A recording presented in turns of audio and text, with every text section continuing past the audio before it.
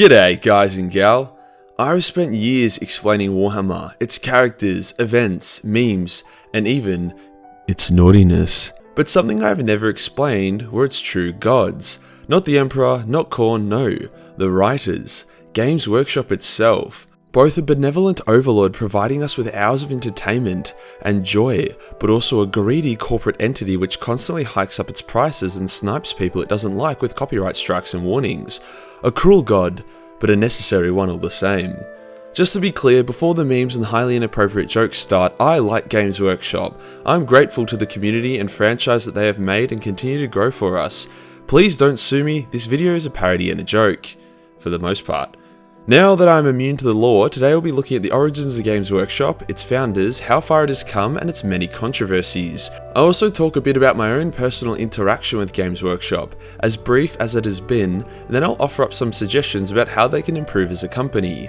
Before we get started, this Sunday evening, 6 AM Australian time, 4 PM New York time or 9 PM London time, I'll be doing a Dawn of War Ultimate Apocalypse stream with Rogel Dawn from Text to Speech, aka Super Anchors, my #1 Patreon, and then I'm also trying to get Voldemort and then the lead developer of the mod on it as well, but I'm still sorting that out.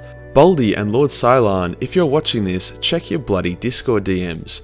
Dawn of War Ultimate Apocalypse is basically a mod which turns up Dawn of War to 11, adding in an insane amount of new features, insanely bigger battles, and lots of super weapons.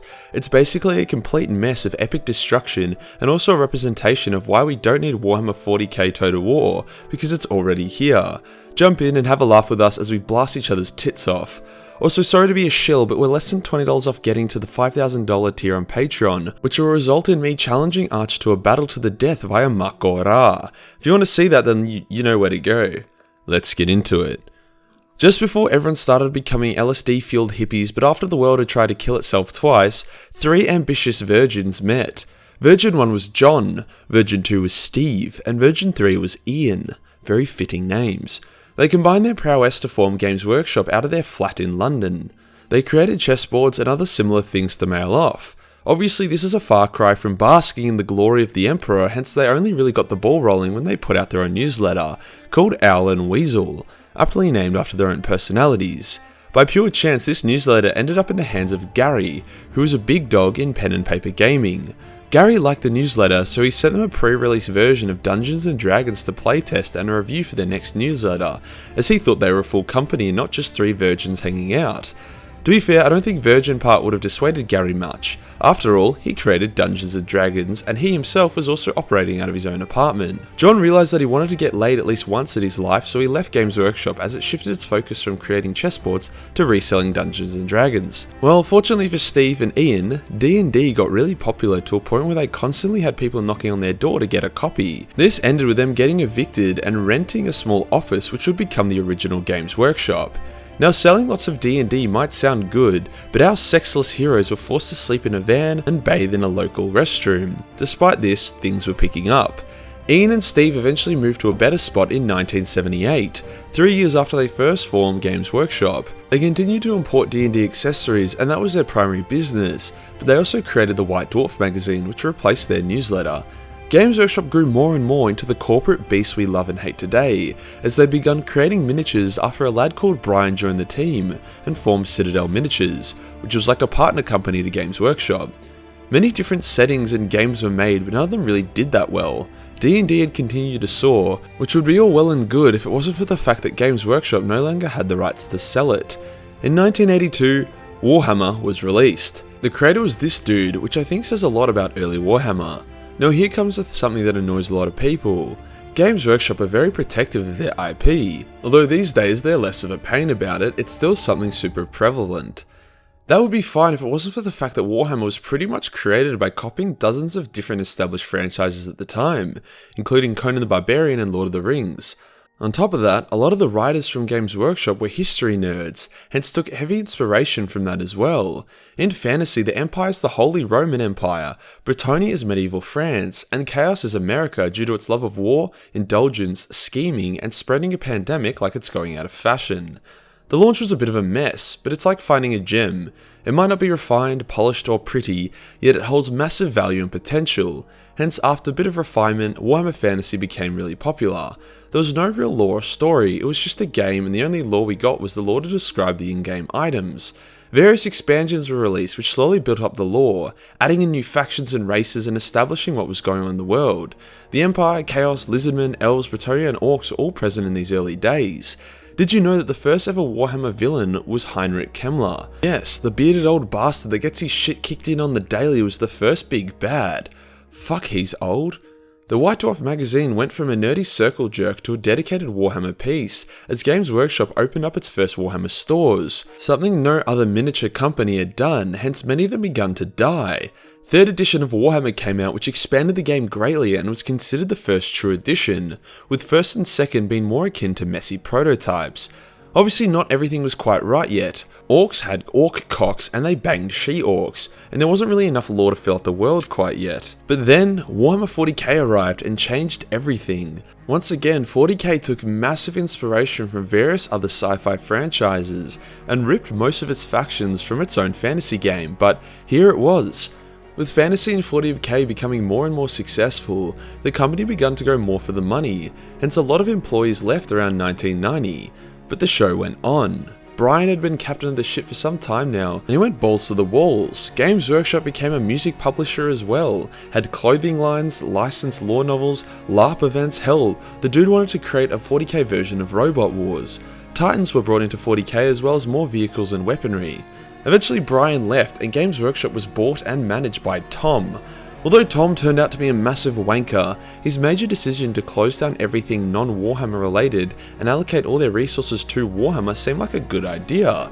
This came with the 4th edition of Fantasy and 2nd edition of 40k. Army books and codexes were released to accommodate for the growing number of armies you could choose from. Whilst this rapid expansion of Warhammer by Tom had made a lot of money for Games Workshop in English-speaking countries, foreign unknown markets didn't bite as hard, and GW nearly went under.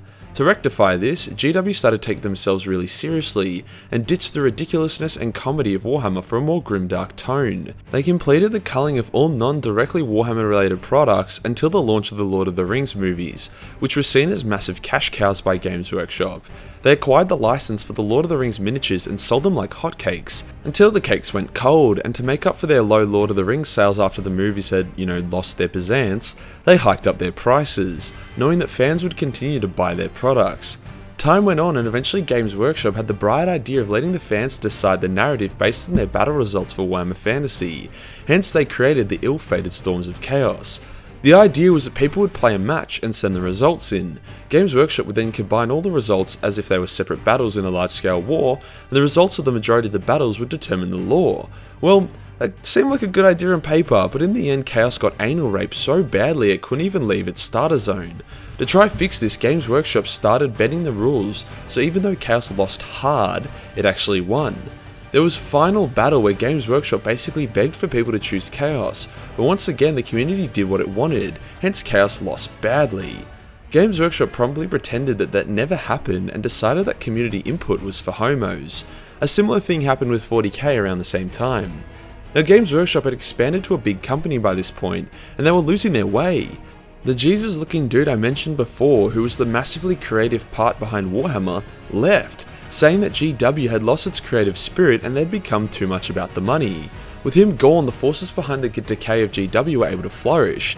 They removed a lot of the online distributors and put themselves back into full control, as well as upping the price further. This darkness continued as GW profits plunged and resin models came out, models that were more expensive and considered inferior in a number of ways. By 2015, Games Workshop had not been able to increase their profits in over 10 years. They peaked in 2003.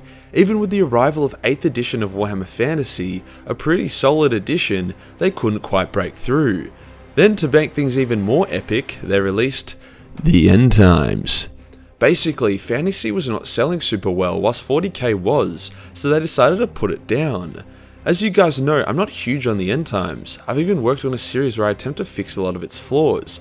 But yeah, this was the ultimate fuck you to Warhammer fans, as dozens of years of storytelling went down the drain in some of the strangest narrative decisions ever known to man. Ironically, just as Warhammer Fantasy was savagely raped and murdered, amazing games came out based on it. Total War Warhammer, Mordheim, Man-O-War and Vermintide, the kind of games that could usher in enough interest to revive a setting. It was pretty shit getting engrossed in these games only to discover that the setting was dead. Kinda like jerking off to a porno and then finding out the actress was brutally murdered a year prior. Fantasy was replaced by Age of Sigmar, which was universally hated upon release. This wasn't because the lore was bad or the miniatures were bad or even that the game was bad. It was because it was the direct replacement for Fantasy, a game that held a special place in our hearts for years and had arguably better rules and gameplay than Age of Sigmar. Imagine you're an Indian and your family arranges a marriage with you. The girl isn't the prettiest or the smartest, but you grow together and love her. Then one day she tragically chokes on some curry and dies. Your family then find you a new girl who is smarter and prettier than your last wife, but you just don't have that connection with her. She's replacing something you love for years and you can't just click your fingers and make it okay. Also, she's 9 years old, but knowing India, that won't really be an issue for you. It plays more like an arcadey 40k and the new poster boys, the Stormcast Eternals, look like Space Marines, earning them the name Sigmarines. Whilst this was happening, the 40k continued in its popularity and released its well-received 7th and 8th editions. Now, as a part of Games Workshop's transformation from a creative passion project into a global company, it got a little bit trigger-happy with its legal department. Games Workshop have admitted to heavily using elements and themes from other franchises, mythology and history, yet they act like they were the ones who made it up and are willing to go to court over it. After rightfully failing to secure the trademark to words such as elf and dwarf, they instead changed all the names to stuff they could trademark for some reason. My favourite being elves being renamed to elves, with a silent A at the start. Even with the launch of Age of Sigmar, sales didn't really improve that much, so finally, Tom the corporate shill exited and Kevin came in. Like a blinding light of hope. When the darkness was enveloping GW and it was on the brink of collapse, Kevin Rohand in. The sales and stock skyrocketed after 10 years of flatlining. In 2016 they reported revenue of about £120 million, which whilst a lot, pales to the £250 million plus they made in the last financial year. They've over doubled their sales in only 2 years. So what did Kevin do? Well, it turns out he just had a bit of common sense. Genuine discounts were put in, starter sets that were priced very reasonably, as if you want to get someone into the hobby and not destroy their bank account, you should do that. They began talking to their community and holding events. They revived things beyond just general Warhammer tabletop. They brought back a loyalist Primarch, and finally, they brought Fantasy back, baby! It's too early to tell if the return of the old world will be good or not, but with their recent performance, I reckon they'll do a good job. And this is why it's such an exciting time to be a Warhammer fan. Like, imagine being someone like Arch, who was making Warhammer content 5 years ago and was likely a big fan before then.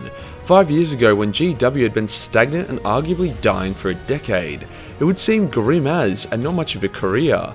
Then there's people like me who jumped back on in when Total War Warhammer came out, which kinda marked a massive turning point for the company as a whole. GW also have seemingly eased up on their attempts to sue everyone who looks at them funny. All these changes stemming from one man getting changed, damn. Games Workshop still have a decent way to go, but they're well on their way. I feel like it's every second week there is new content announced, really new awesome lore and new people joining the hobby. The community feels appreciated and excited for what is to come, hence guys put effort into making amazing community content such as the Astartes, Hell's Reach and now Exodite. I'll actually be covering Exodite in quite a lot of detail when it launches and around its launch, and I'm actually in contact with the creators, so that's super exciting. Now, I want to talk a bit more about their legal side of things and my own personal experience with it. Then we'll finish off by offering them advice on how they could improve. Games Workshop's legal policy, after seeing the Arch situation as well as the interaction with me, is this. If you use our, Games Workshop's, brand or trademark in a way we don't agree with, we will get you to stop. For me, this meant that when I launched the Warhammer hentai calendars and made money off them, Games Workshop asked me to stop because they didn't approve of how I was using and portraying their characters. Fair enough. The creator of Astartes is making absolute bank off his series, which uses Warhammer 40k assets in the trademarks. However, as this is content that they really approve on and love, they allow him to use it. It's really simple. Now, unfortunately, this policy is still a bit of a random weapon. For example, the Anarian Displate I uploaded for sale. The Anarian Displate, by the way, it's amazing, comes in 3 parts if you're going to go big dig with it, or 1 part if you aren't ready for that level of dopeness. was copyright striked and taken down, despite there being dozens of Warhammer artworks on the site, some of which are official art which has been directly ripped. If you're wondering how the Anarian artwork is still up, that was because we scrubbed them of all Warhammer trademarks, and now it's just a generic elf lord and his dragon, which, as we know, aren't copyrighted at all, so it's fine. I find that personally a bit of a random swing at me. The artwork is incredible, and there are so many other ones on the site they haven't touched. For Arch, this policy is in full effect. GW have come out with a strong statement and stance that is anti-racist. Even though Arch isn't really a Nazi or extremist, his views can be controversial, and he does complain about random shit that he doesn't really need to. Like, why make a video complaining about a black space marine if you don't want to be seen as a racist? As such, Games Workshop have hit him, forcing him to change his name on YouTube and double blacklisting him from everything to do with their brand. In terms of that actual community post, I've read it like 10 times now, and I can comfortably say that I have no idea why people are getting so triggered by it. The message is, we are against any form of racism, hatred, and abuse in our community and hobby. We will continue to have a diverse group of characters. If you disagree with us, then fuck off. The only people who that would rub the wrong way would be people who are mad that they can't be genuinely racist and abusive, and don't want anything other than white people despite being in a galaxy with countless people of countless backgrounds. Having low or no diversity in Warhammer is very unlaw friendly. Being anti-hatred isn't an SJW stance, it's pretty common sense, so massive props to Games Workshop on that one. Now, how could Games Workshop improve? All they honestly need is a bit more transparency and direct community engagement. I'm going to compare them to Creative Assembly here. Whilst Games Workshop is a bigger company with more employees and revenue, it's still a fair comparison, I would say. CA have a community team who engage with its community on social media, giving us info, answering questions, and having fun with us. They also have a YouTube partner program, which I'm banned from, where they engage with the YouTubers who cover their games and give them solid early access and information. They also have community tournaments with them. Now, the best part is that even though I'm blacklisted from CA, I still have a direct line of communication with them, and they still talk to me. When the Majorkill mod, download the Majorkill mod by the way, it's epic, was having issues with its links and comments, CA checked it out for me and came back to me about it really quickly. Games Workshop, despite clearly not liking me, were radio silent after I responded to their email asking that I take the calendars down, and they've been radio silent about the Anarian display thing.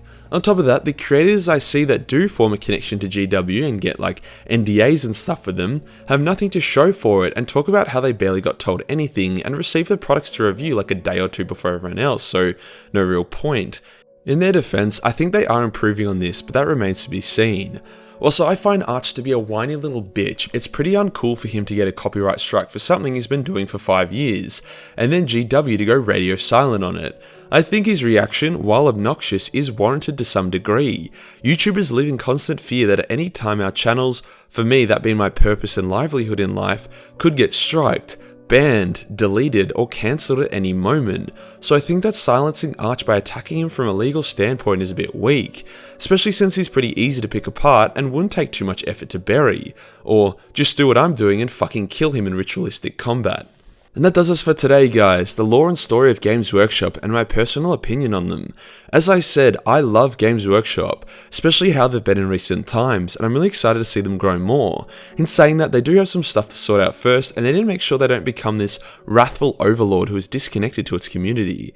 If you guys enjoyed the video, want to see me fight Archer naked, and also want to see some cartoon boobs, then Patreon is the place to be. Only $1 gives you access to a boatload of Warhammer hentai, and $10 gives you access to the Majorkill not Warhammer at all related Don't Ask Me About It hentai calendar. Hit the subscribe button, then hit the real subscribe button for more copyright free content. Join the Discord for more memes, and I'll see you in the next one. Peace.